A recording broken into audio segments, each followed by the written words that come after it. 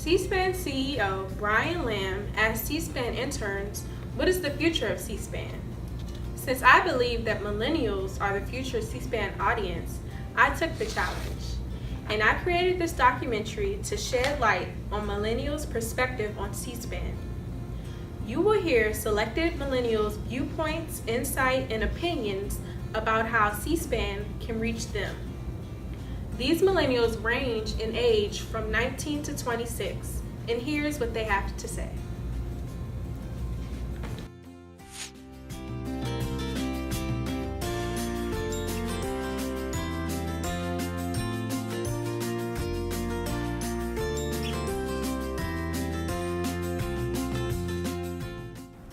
C-SPAN, which stands for Cable Satellite Public Affairs Network, is a nonprofit cable television network. C-SPAN is a public service that offers television broadcasting of federal government proceedings and other public affairs programming on 3 television channels, a radio station, and other social media outlets.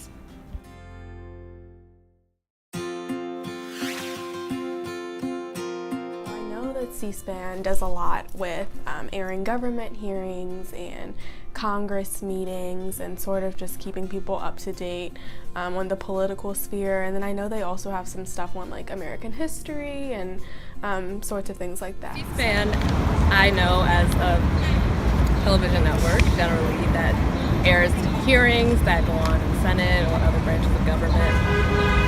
Honestly, prior to this administration, I did not watch it very much. I knew of it, my parents talked about it sometimes, I honestly don't even think they watched it that much. But recently I have just become very engaged, just wanting to know what's going on in the administration and the government, and so I've started watching it much more as a result of that. So I know that C-SPAN is a cable network that's primarily devoted towards just covering the day-to-day proceedings of Congress and the political happenings in the White House.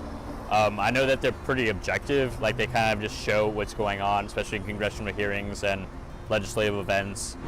I know that C-SPAN is not really a publication, but a network, and they cover like a lot of government events. They do it live, and most of their reporting is really objective, so it's not a lot of like commentary. They're kind of just straight to the point, showing you what you need to know. C-SPAN is partially government sponsored or fully. They kind of just show a lot of like Capitol hearings, White House events, and things like that. They just show kind of what's going on.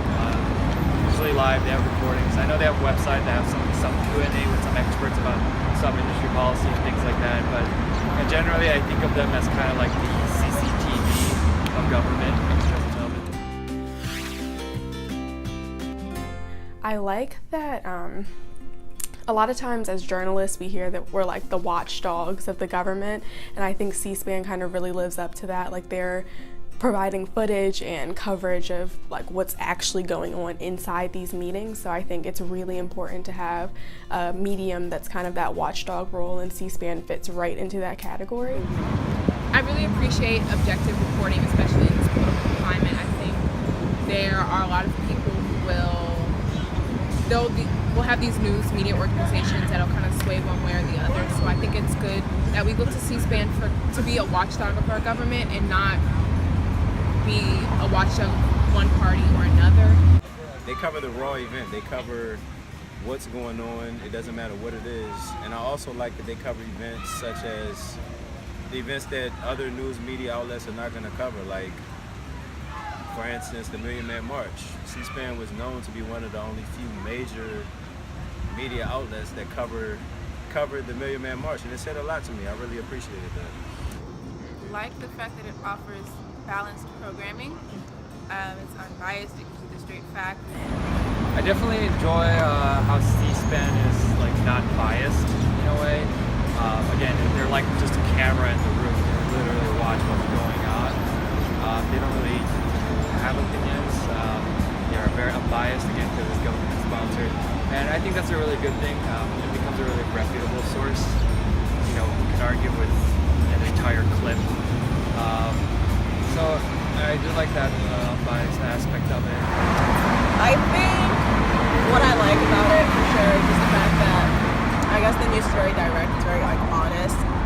lot of news media nowadays is so biased, and you can very clearly see the bias. And I think every time I've seen C-SPAN, that's not as obvious to me. And maybe it's because I'm not so aware of the anchor, so I'm not so aware of their leanings, and so I'm not like looking for it directly. Well, people my age don't really watch C-SPAN from what I know. And I think it's more of like, people my age are more into kind of like digital news, so like web news, blogs, apps. A lot of people have CNN apps and NBC apps where they can get notifications and updates on what's going on in politics right like at their phone. So I think C-SPAN could appeal more to like millennials by doing something like that, where there's like an app. And you know, because most people don't know when these government hearings are happening or when they're being aired. You know, if you put the entire hour up on the internet, a lot of people aren't going to watch it. So maybe if they put like little highlights here and there, that might help for viewers who don't have a lot of time.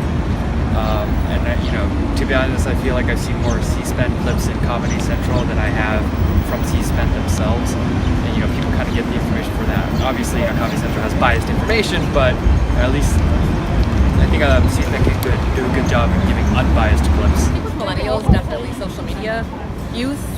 Like, I'm a big fan of using Twitter hashtags to kind of garner questions from people who are watching the channel. Somehow maybe that can kind of be interspersed between the footage. But I think at the same time it is interesting to at least hear opinions of people who are watching. So maybe if some of those opinions that are grabbed through social media, whether that be Twitter, Instagram, Facebook, and are kind of sprinkled into the actual television coverage, makes it not as much just the video, but it is kind of bringing in various opinions of people who are watching. A little bit of narration could help a lot. You know, like if I tune into the event, somebody who's telling me, hey, this is what's going on right now. I think what kind of needs to improve, and this kind of contradicts like why I like them, is like how we break down that information and how people understand it, especially like to a younger generation, someone my age. We would want that information broken down for us a little bit more, and maybe even have some experts, let's say if there's a hearing on healthcare, something like that, kind of explain what that means to us as millennials or just to the right now. That personality is missing maybe from the anchors, where I feel like with other news networks you kind of know your anchor and you're like, okay, this is their sign off and this is when they're on. And I think maybe C-SPAN is missing names like that, where you're kind of like, oh, this is who I turn to when it's like the weather is on, and this is who I turn to for like my serious news and like my entertainment news. So I think just like having more visibility and more of a face to name recognition between the anchors would be really cool. I would appreciate more dialogue, perhaps more debate, and more coverage of issues that directly affect millennials: job growth, student loan debt, policy reform, police reform, things of that nature. The app would just help millennials know when stuff's going on and kind of like inform them, because they're not seeking out to check, you know, what's on C-SPAN themselves, but the app would kind of draw in that younger audience. Definitely branding.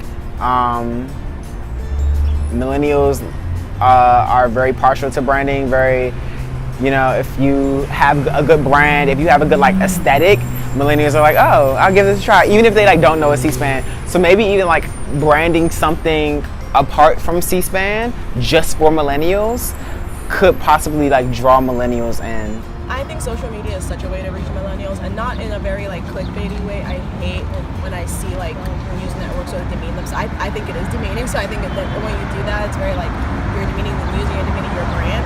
So I think just like headlines that you know will catch people's attention without being clickbaity. Perhaps utilize social media differently. Get more into perhaps Instagram stories. People are checking regularly, and you know, it's brief information, it's on the spot. Millennial audience, I mean, I feel like C-SPAN they could put their name out there a little bit more. I feel like millennials really appreciate that. They really appreciate being able, you know, like if there's a community event going on and they see C-SPAN's name, it's just with anything. You see Nike's name on something, or the NBA's name on something, or anything that millennials traditionally attract to, they'll gravitate towards that because, hey, wow, C-SPAN, they're throwing this event. That's cool, you know. So. Trying out some of the products on different platforms, like Snapchat has news, maybe getting into like Twitter moments to explain some of those live broadcasts that they do. So I know that's what millennials are looking for, stuff that's very quick and efficient. Working at C-SPAN as an intern has expanded my horizons, and I hope that this film encourages other millennials to check out C-SPAN. As you just heard, those interviewed know generally what C-SPAN is. Millennials just want more concise clips of updates to fit their fast-paced lifestyle, such as news on the go, easily accessible features on social media, apps, and highlight reels. Today, government proceedings and public affairs are popular. Millennials are interested and listening, ready for C-SPAN to speak to them.